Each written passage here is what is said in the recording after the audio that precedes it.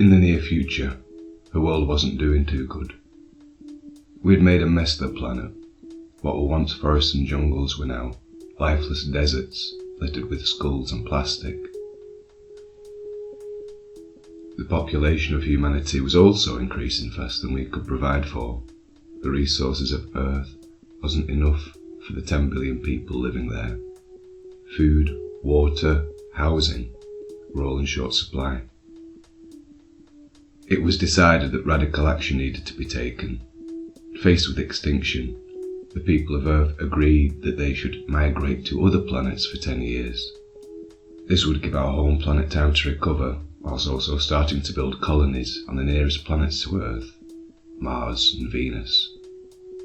In order to stop the population from increasing, all the men would go to Mars and all the women would go to Venus.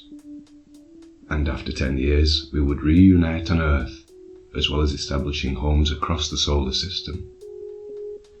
People had mixed feelings about this, but for the greater good they knew it was for the best.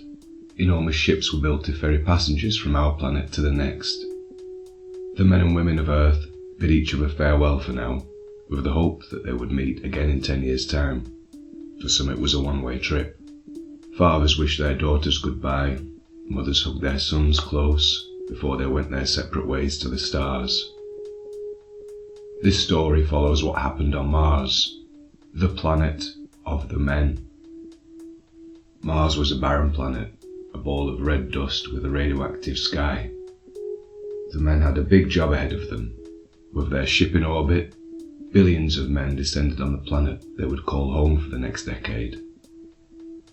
The plan was to terraform the planet, to make it inhabitable for future generations. The wastelands reached to the horizon, with no water or ground that could grow anything. What the Earth would have turned into if they hadn't left.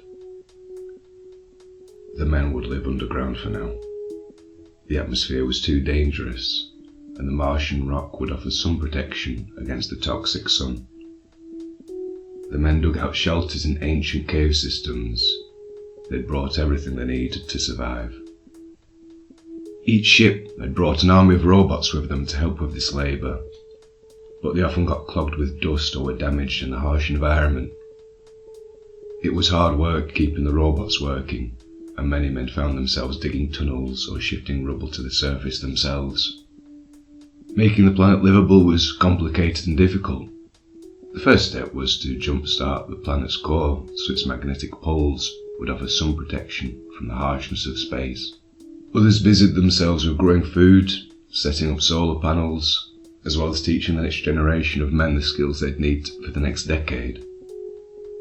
All of this work was difficult, but the work of making Mars inhabitable was nothing compared to the sense of loss the men felt towards women.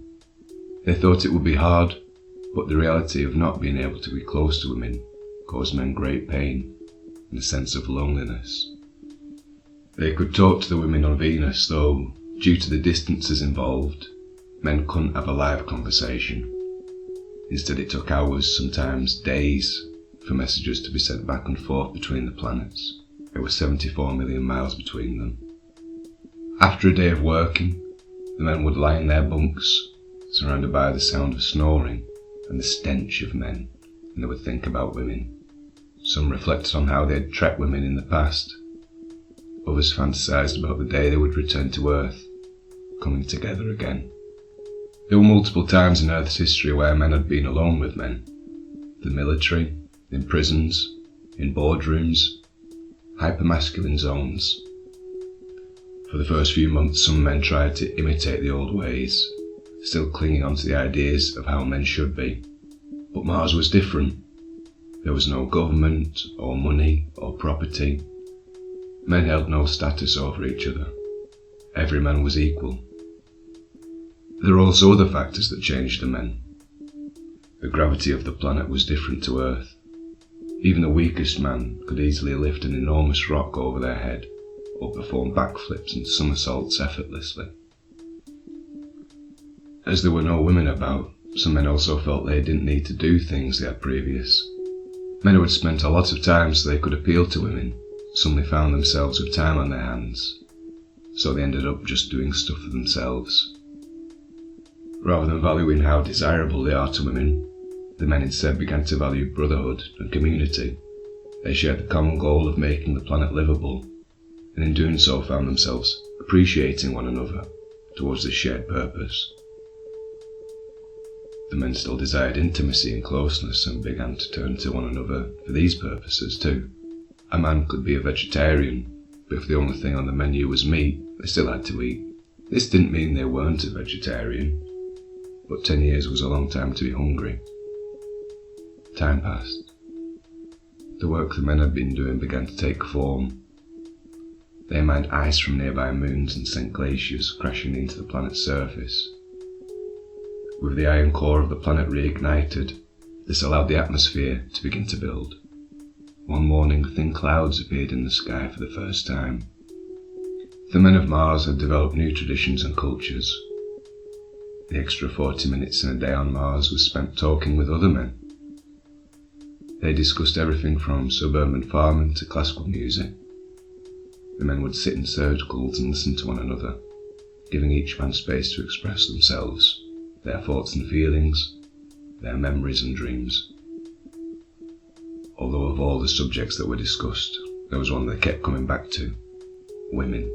Over the years, the communication between planets had become less and less, so though they knew the women of Venus were making good progress with terraforming the planet, they didn't really know the day-to-day activities of their counterparts. They had become distant from each other, more mysterious. There was an entire generation of boys that had forgotten what it was like to talk to a woman.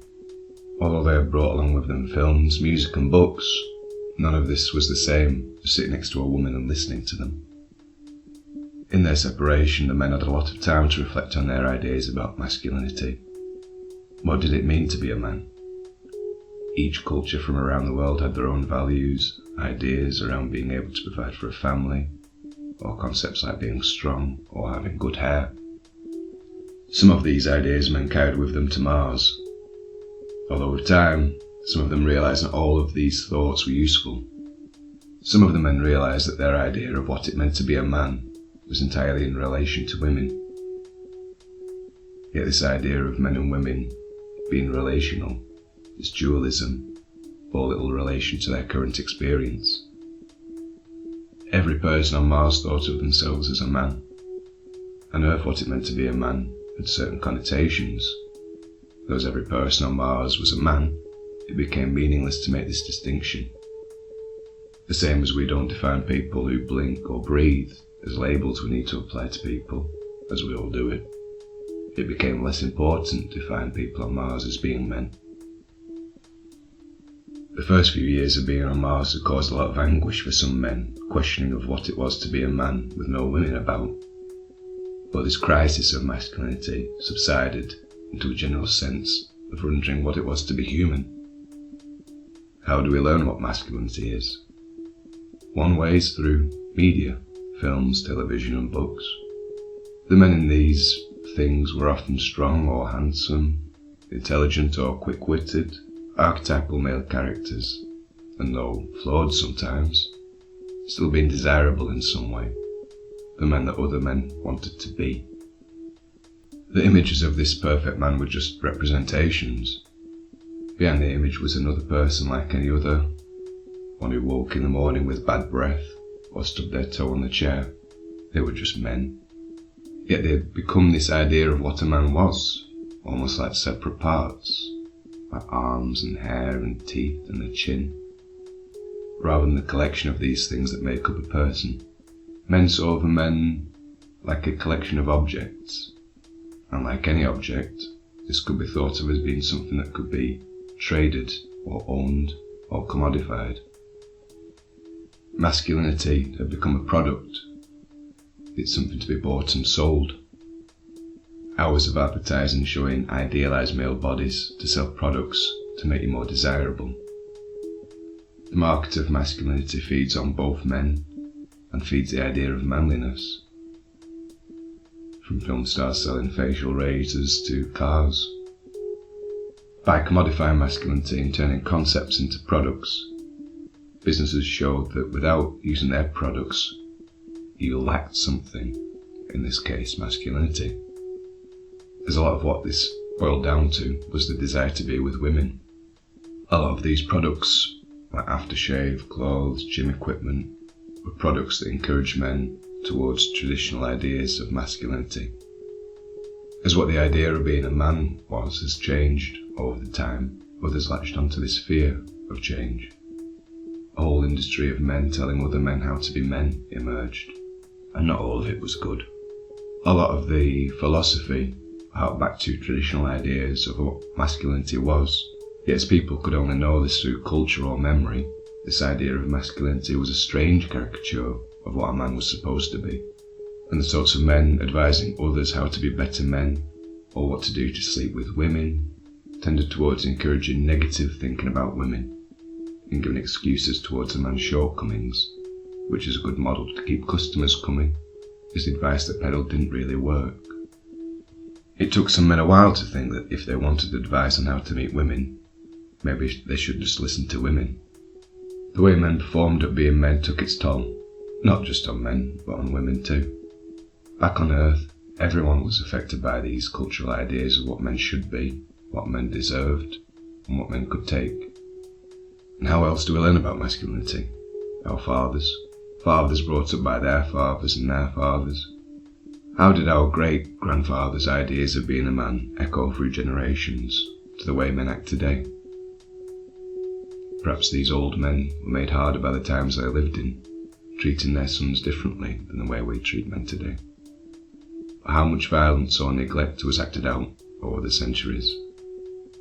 A lot of men are never taught how to talk to other people, especially women, so all they had were ideas circulated in culture, or told by friends or peers, with little ideas themselves how to communicate effectively. All of this pressure turned masculinity into a performance. Men didn't really know how to be men, besides empty platitudes about accountability, chivalry, loyalty, resilience or hard work.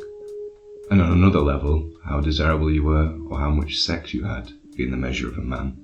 Much about this idea of masculinity offered little nuance, instead becoming as dualistic as the idea of men and women. There was a good way to be a man and a bad way to be a man, and that was that. On the new planet these ideas were meaningless. The shared struggle of living on the barren red rock brought people together. Some men still acted in these old ways, of course, but nobody really likes spending time around them. Why would anyone choose to be around a person who's desperate to prove what he is, rather than being it? Just as nobody brags about how much they blink, people don't brag about stuff they're comfortable with. The people who are comfortable with their idea of masculinity were just as comfortable showing aspects of themselves that could be viewed as feminine. As old people were much more complicated than simply just being a man or a woman. As the decade drew to a close, the men reflected on their time on Mars. They looked at the clouds in the sky, able to take off their helmets for a time and breathe the thin air. Patches of green and yellow plants had begun to grow in fertilized dirt. The changes to their environment were as deep as the changes to themselves. The men had spent a long time away from women. As excited as they were to be reunited, they were also nervous. They felt they had a greater understanding about being amongst each other, what it meant to be a man, and they concluded that whatever that was defined by each man. There was no right or wrong way. Men had changed. As the men boarded the ship, they waved goodbye to those who had chose to stay. Some people had found their new lives on Mars gave them a purpose they couldn't find on Earth, and the new way of being amongst each other brought them peace. For most of the men on Mars, they looked forward to returning to Earth. A handful of people that were neither man or woman did stay behind as caretakers for some of the great works of humanity, but otherwise the planet had time to heal, reclaiming the made things with an explosion of leaves, vines and insects. As the ship that had left Mars approached Earth, they could see in the distance the ship of women arriving from Venus. The trio of planets had changed forever by the Great Separation, as had the people that made them. The ships landed on their home planet, and inside the mind of every passenger raced 1,000 thoughts. In the old gravity they felt heavy, yet as the doors opened, they raced across the fields towards each other, faces wet with the tears at the joy of being reunited with one another after being apart. It's hard to say what happened next, but it was different. So, thanks for watching. Hope you enjoyed the video. Makes you think, doesn't it? What would it be like to be on a planet full of men? Which planet would you rather be on? Anyway, thanks for watching. Like and subscribe, or whatever, share, whatever. Have a good day.